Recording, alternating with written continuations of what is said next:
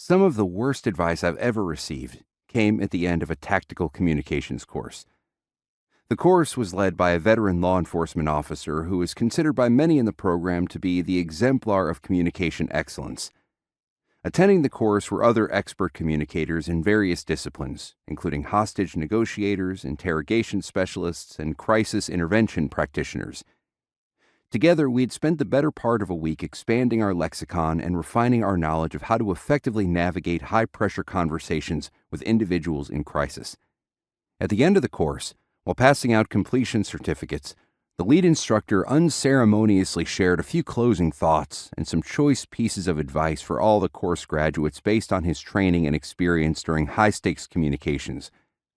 While I would categorize most of his advice as pragmatic and good common-sense reminders, it was the last thing he said that immediately caught me off guard. "And don't forget," he said frankly, "sometimes you just have to cuss people out. It's the only way they'll listen. Remember, words can fail." I was immediately irritated. After several days of intense, expert-level communications training, that was the closing thought.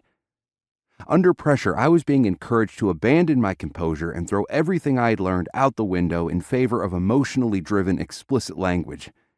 What a waste of time, I thought. For weeks after I left that training class, that advice bothered me. As a certified law enforcement instructor myself, my initial frustration concerned the ripple effect this advice might have, not just on the officers who might have taken such advice to heart, but on the communities they served. Fortunately, many of my peers in attendance that day shared my frustration and rejected the notion altogether. Beyond that, however, the instructor's advice was a gross departure from any other training program I had completed up to that point in my law enforcement career. In fact, the vast majority of the tactical training programs that police officers complete are designed to provide us with tools and strategies to overcome unexpected failures or setbacks, not give in to them.